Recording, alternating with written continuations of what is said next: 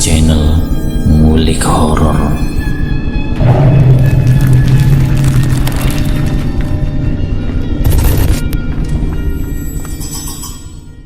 Assalamualaikum warahmatullahi wabarakatuh.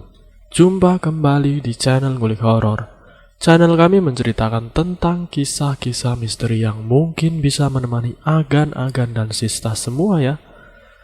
Kali ini saya akan membawakan kisah misteri yang diambil dari cerita horor. Kalian juga dapat mengunjungi page beliau langsung ya. Nanti link saya akan sediakan di kolom deskripsinya. Yuk, daripada kita lama-lama, langsung saja kita simak ceritanya. Kali ini saya akan membawakan kisah misteri yang berjudul Misteri Apartemen Baru. Saat aku memutuskan untuk menyewa apartemen itu, aku sama sekali tidak mengetahui alasan kenapa uang sewaannya sangat murah. Tapi tentu saja iklan apapun yang kau lihat tak pernah sesuai dengan kenyataannya. Aku seharusnya sudah mengetahui hal ini dan bersikap lebih waspada. Jadi semua ini salahku. Pria bernama Bill itu berjalan masuk melalui pintu depan mengenakan pakaian serba hitam yang tampak terlalu kekecilan untuk tubuhnya yang gemuk. Dagunya tampak berlumuran remah-remah donat atau kue yang baru saja dimakannya untuk makan siang. "Maaf, aku telat," ujarnya sambil membenarkan posisi ikat pinggang di bawah perutnya. "Tadi ada urusan mendadak." Pria dengan rambut berminyak yang disisir rapi ke belakang dan tampak abut-abutan seperti dirinya tampak lebih cocok untuk menjadi seorang sales penjual mobil bekas. Tapi sayangnya dia adalah agen penjual rumahku. Dia lalu mulai mengajakku berkeliling melihat seluruh apartemen kumuh itu yang tentu saja tampak reot dan terbengkelai sama seperti bangunan-bangunan tua lainnya yang telah lama tak berpenghuni. Langit-langitnya mulai jebol, lumut mulai tumbuh di dinding-dinding dan baunya yang lembab memenuhi udara. Walaupun tempat ini mungkin tidak layak disebut sebagai apartemen termurah di kota karena masih ada beberapa tempat lain yang belum sempat kulihat. Seperti yang bisa kau lihat, dia berjalan terhurung-hurung mengitari ruang tengah apartemen tersebut. Tempat ini butuh beberapa perbaikan. Tentu saja dinding-dinding dan lantainya mulai retak, kulkas di dapur sudah mulai rusak, dan atapnya juga perlu ditambal sedikit. Aku menggaruk-garuk daguku sambil termenung. Aku sudah mempertimbangkan semuanya selama beberapa saat, Bill. Ada sesuatu yang sedikit aneh. Tempat ini sangat murah, terlalu murah malah. Dia juga menggaruk-garuk janggutnya, membuat remah-remah sisa makan siangnya berjatuhan di permukaan karpet yang mungkin akan segera menjadi milikku. "Aku akan mempersiapkan segala keperluanmu dan membersihkan tempat ini dan membuatnya tampak seperti baru lagi." Aku menggelengkan kepala. "Bill, cukup basa-basinya," ujarku sambil menatapnya dengan serius. "Katakan padaku, kenapa apartemen ini disewakan dengan harga yang terlalu murah? Apa yang sudah terjadi di sini?" Dia menghela napas dengan putus asa seperti seekor tikus yang telah terjerat oleh perangkap dan menyeka keringat dari dahinya yang berminyak. "Dulunya tempat ini dihuni oleh seorang wanita tua. Aku memberi kode padanya untuk duduk di salah satu bangku tua yang tampak berdebu. Kalau di Jepang, orang-orang akan mengategorikan tempat ini sebagai tempat yang memiliki reputasi buruk. Ya, begitulah mereka menyebutnya di sana," ujarnya sambil mengambil posisi duduk. "Apa maksudnya itu?" Bukan hal yang aneh di Jepang kalau ada sebuah tempat yang tidak akan laku terjual selama 20 tahun kalau penghuni terakhirnya meninggal seorang diri di tempat tersebut. Di dalam rumah mereka sendiri, kau tahu kan? Orang-orang beranggapan tempat itu dikutuk atau semacamnya. dan arwah pemilik terakhirnya bergentayangan di sana. Tentu saja aku tidak percaya pada omong kosong seperti itu. Yang ku tahu adalah tempat ini adalah sebuah kesempatan emas dan penghematan luar biasa bagi seorang mahasiswa seperti diriku. Sebuah kemewahan malah untuk memiliki apartemen sendiri. Sekarang hanya tinggal satu hal sebelum aku menandatangani surat-surat perjanjian kepemilikan. Bagaimana wanita itu meninggal? Tanyaku. Matanya menjelajahi karpet selama beberapa saat sebelum dia menelan ludah dengan gugup. Kau tidak ingin tahu? Percayalah, nak. Aku membuka mulut untuk berbicara, tapi kata-kataku terhenti begitu saja sebelum aku sempat menyelesaikannya. Aku mulai menimbang-nimbang selama beberapa saat. Mungkin Bill benar. Terkadang ada hal-hal yang lebih baik tidak diketahui. Aku mungkin tidak akan bisa tinggal di sini dengan tenang kalau mengetahui bahwa aku telah makan di dapur di mana wanita itu tewas karena ditikam. Aku tidur di kamar di mana dia mati dicekik, atau berendam di bak mandi yang pernah dipenuhi oleh genangan darahnya. Aku bisa menyuruh Bill membersihkan dan membereskan tempat ini tanpa mengetahui sejarahnya yang mengerikan. Aku mengelurkan satu tangan pada Bill dengan ragu-ragu. "Deal," kami berjabat tangan tanda kesepakatan. Dia menganggukkan kepala cepat dan tersenyum. Aku membalas senyumannya. "Bagaimana kalau kau membawakanku sebuah kulkas baru?" Dia menggerakkan kepalanya ke belakang dan tertawa terbahak-bahak seperti pada umumnya yang dilakukan oleh seorang pria gendut. "Mungkin hari Natal nanti, Jeff." Malam-malam pertamaku di apartemen itu berlangsung aman, tak ada yang aneh. Namun di malam-malam selanjutnya aku berusaha meyakinkan diriku bahwa aku mungkin hanya sedang bermimpi saat hal-hal ganjil mulai terjadi. Jenis-jenis mimpi yang juga diberitahukan oleh Dr. Ron padaku. Seperti saat aku mengalami ketindihan, Dr. Ron memberitahuku apa istilah kedokteran untuk hal itu dan menyarankanku supaya aku tidak tidur dengan posisi terlentang. Aku sudah mencoba untuk dengan posisi-posisi yang lain, namun entah bagaimana aku akan selalu kembali tertidur dengan posisi terlentang. Tak peduli seberapa kuatnya aku berusaha untuk mencegahnya, dan dia selalu ada di sana, berdiri tepat di ujung tempat tidurku. Malam-malam itu tampak jauh lebih baik karena aku hanya bisa melihat bayangan wanita itu saja, tapi tidak mendengar suaranya. Di minggu-minggu berikutnya aku mulai sering terbangun di tengah malam karena mendengar bunyi berkeresekan pelan, seakan-akan dia tidak ingin aku mengetahui keberadaannya. Aku bisa mendengar bunyi langkah-langkah kaki yang bermula di lantai ruang tamu dan kemudian di seluruh ruangan. Aku bisa mendengar bunyi karena air di dapur saat malam tengah larut, seakan-akan seorang sedang memakainya. Namun setelah beberapa saat dia sepertinya telah memutuskan bahwa akhirnya dia ingin aku mengetahui keberadaannya dan bahwa dia kelaparan. Saat itu hari Kamis, ketika aku mendengar sebuah bunyi aneh dari balik dinding. Saat itu aku sedang duduk membaca seorang diri di kamar dengan posisi bersandang kepala tempat tidur. Hujan mendera jendela di sampingku, mengamburkan pemandangan kota yang tampak sibuk di luar sana dengan titik-titik air di permukaan kacanya. Aku mengembuskan asap rokok dan mengisap-ngisapnya supaya bisa melihat bukuku dengan lebih jelas. Sesuatu sedang mengetuk dinding, asalnya dari ruang tengah atau dapur yang berseberangan dengan kamarku.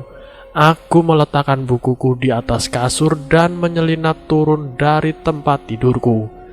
Selasar di luar tampak gelap dan keheningan memenuhi udara di antara bunyi hujan yang mendera jendelaku. "Halo?" seruku tak ada jawaban.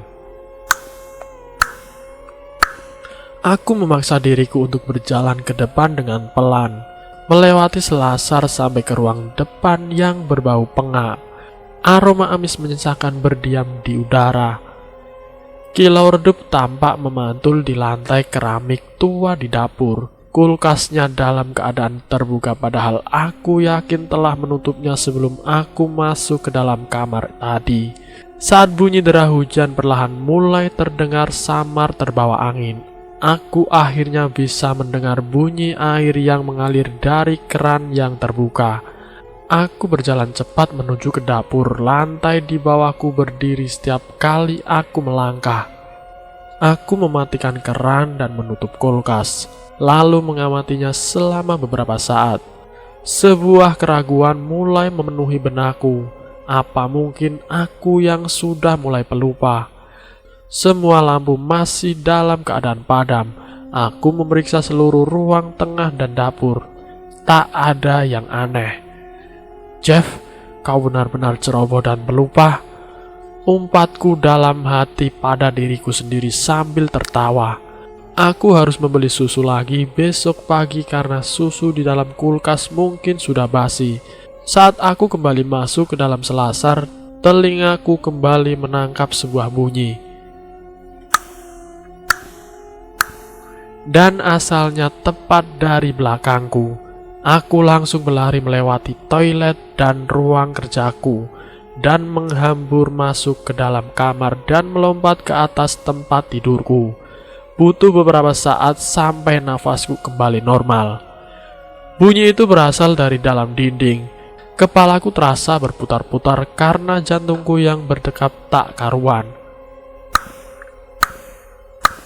Bunyi itu merambat menembus pintu kamar dan bantal yang menutupi kedua telingaku dengan rapat. "Pergi, kumohon, tinggalkan aku sendiri," pintaku dalam hati. Selama beberapa saat aku hanya bisa menyembunyikan diri di balik bantal dan tak bisa tidur sama sekali. Tapi akhirnya rasa letih mulai menguasaiku dan aku mulai terlelap, namun tidurku tidak tenang sama sekali. Situasi di apartemen baruku telah menjadi jauh lebih buruk sejak malam itu. Jauh lebih buruk. Di suatu sore yang cerah, aku menghubungi temanku Rosi dan memintanya untuk pergi berkencan denganku. "Sampai ketemu jam 9 nanti ya," kataku di telepon padanya sambil berdiri menyisir rambut di depan cermin kamar tidurku. "Baik-baik, sampai ketemu nanti ya." Sambil bersenandung riang, aku mulai berjalan menuju kamar mandi seperti tokoh-tokoh di dalam film-film komedi romantis. Kemudian aku masuk ke dapur untuk mengambil cemilan kecil sebagai alas perut sebelum makan malam dengan Rosi. Sore yang benar-benar cerah dan tenang. Cahaya matahari senja yang kekuningan menyelinap masuk melalui jendela. Di hari-hari yang indah seperti ini, orang-orang di kota biasanya keluar rumah meninggalkan kesibukan mereka sejenak untuk menikmati semerbak bunga-bungaan dan kicau merdu burung-burung di pepohonan. Namun setibanya di dapur, aku hampir saja tersandung pada permukaan keramik lantai yang tidak rata dan mencuat keluar. Jantungku seakan-akan telah berhenti berdetak. Kulkas dalam keadaan sedikit terbuka, rahangku menegang. Seluruh euforia dari rencana kencanku menguap di udara. Yang bisa ku dengar bergema di seluruh apartemenku hanyalah bunyi nafasku yang terengah-engah. Aku memeriksa isi kulkas dan mendapati sebuah apel yang telah membusuk. Ada bekas gigitan tidak rata di permukaannya yang menguning. Rasa laparku langsung hilang saat aku mengamati apel tersebut. Helai-helai rambut hitam panjang tampak mencuat dan menjuntai dari daging buahnya. Aku bergidik ngeri dan melepaskannya sampai jatuh bergelinding di lantai selama beberapa saat. Sebuah potongan gigi manusia telah tertancap di sana dan jatuh ke karpet. Malam itu aku menghubungi Rosi lagi. Kami sepakat untuk mengubah rencana dan menonton film saja. Aku sudah menghubungi Bill dan menceritakan apa yang telah terjadi, tapi tak ada yang bisa dilakukannya. Aku harus menghadapi semua ini seorang diri. Beberapa malam setelahnya, aku memutuskan untuk mengumpulkan segenap keberanian dan menghadapi rasa takutku. Dan aku sedang duduk di ruang tengah yang gelap membaca bab terakhir dari bukuku. Tapi tentu saja, saat kau memang sengaja mencarinya, mereka hampir tak pernah menampakkan diri. Mereka selalu muncul saat kau tidak menduganya sama sekali. Sambil menguap lebar, aku beranjak dari kursi dan berjalan ke dapur. Perutku bergolak lapar membayangkan roti lapis salad berlumur mentega. Langkahku langsung terhenti di tengah-tengah dapur. Tidak lagi pikirku. Aku tidak ingin merasa takut di rumahku sendiri. Lalu bunyi lain terdengar, seperti bunyi kuku panjang yang menggores permukaan sebuah benda. Tanganku menyentuh gagang besi pintu kulkas yang dingin. Aku tidak ingin membukanya. Aku berusaha meyakinkan perutku bahwa apa yang akan kulihat di dalam akan membuatku merasa mual. Tapi entah bagaimana hatiku tak dapat memahami maksudku. Suasana di dalam apartemenku kembali hening. Aku memejamkan mata rapat-rapat sambil menarik napas. Aku menggerakkan gagang pintu kulkas dan membukanya sedikit dengan bunyi pelan yang membuat perutku bergolak. Lampu di dalamnya tidak menyala, dan dari posisiku berdiri, aku hanya bisa melihat rak paling atas yang tampak kosong kecuali beberapa botol bumbu dan sayur-sayuran layu. Aku menyeka peluh yang membasahi kakiku dan membungkukkan tubuh untuk memeriksa rak di bawah, berusaha untuk melihat lebih jelas di antara kehampaan kelabu yang dingin di dalam sana. Isi kulkas tampak bersih, namun ada bau menyengat dan masam yang memenuhinya, seperti bau tidak sedap yang mungkin mobil truk pengangkut sampah kemana-mana. Saat aku menjulurkan tangan ke dalam kulkas yang gelap, tiba-tiba aku menyentuh sesuatu yang terasa rapuh dan dipenuhi oleh rambut. Dugaan awalku adalah kelapa tua yang sudah busuk dan ditumbuhi jamur. Aku langsung menarik tanganku keluar. Aku tak bisa melihat apapun, namun rasanya seperti benda bulat yang penuh ditumbuhi helai-helai rambut basah yang menjuntai di sela-sela jariku. Dalam sepersekian detik itu, aku langsung menyadari bahwa bunyi seperti ketukan yang telah kudengar selama ini ternyata tidak berasal dari dalam dinding. Lalu sekonyong-konyong aku merasakan cengkraman sebuah tangan dingin di pergelanganku. Aku langsung memekik dan berusaha untuk melepaskan diri.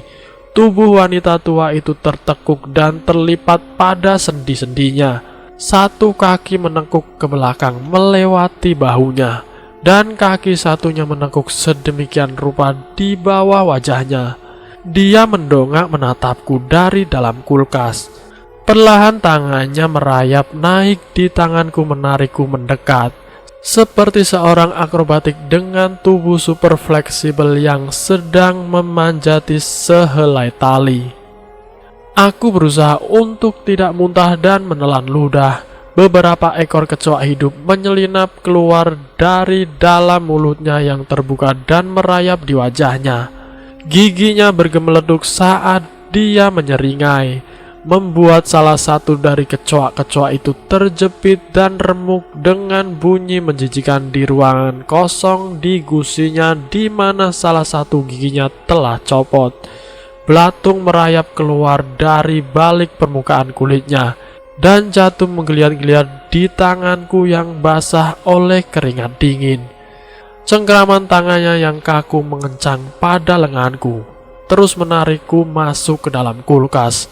Ke arahnya, aku menundukkan kepalaku untuk mengambil kuda-kuda dan dengan segenap kekuatan langsung menarik tanganku ke belakang. Daguku langsung menghantam bagian atas kulkas yang dingin. Dengan satu sentakan keras, aku akhirnya jatuh terjerembab ke belakang dan mendarat di lantai pada punggungku. akhirnya terbebas dari cengkeraman tangan-tangannya yang telah membusuk. Dia menatapku dari balik tirai rambut hitam pekatnya yang telah memutih. Kedua rongga matanya tampak kosong melompong. Ada senyuman lebar menjijikan tersungging di bibirnya. Aku menendang pintu kulkas sampai menutup dan hanya bisa berbaring di lantai dengan napas terengah-engah.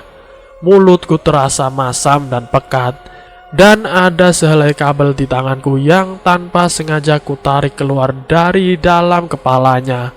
Malam-malam telah berlalu sejak peristiwa menyeramkan itu, dan aku masih tinggal di apartemen tersebut.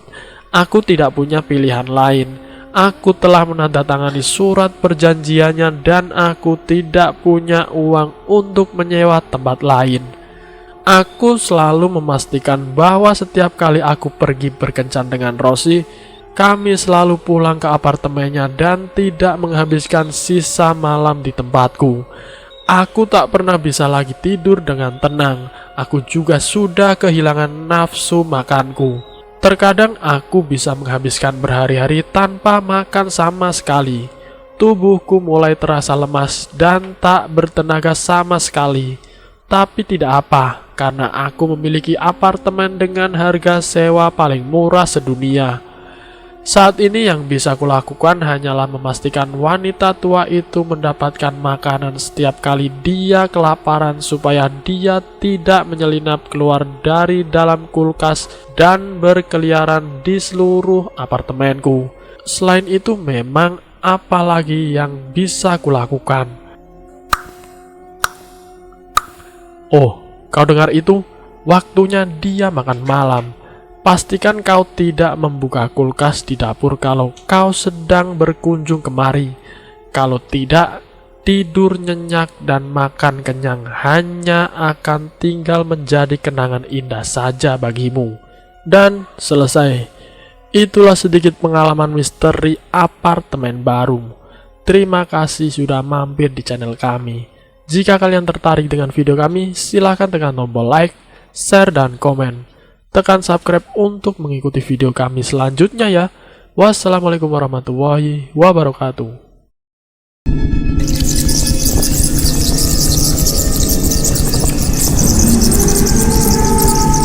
Selamat datang di channel Ngulik Horor.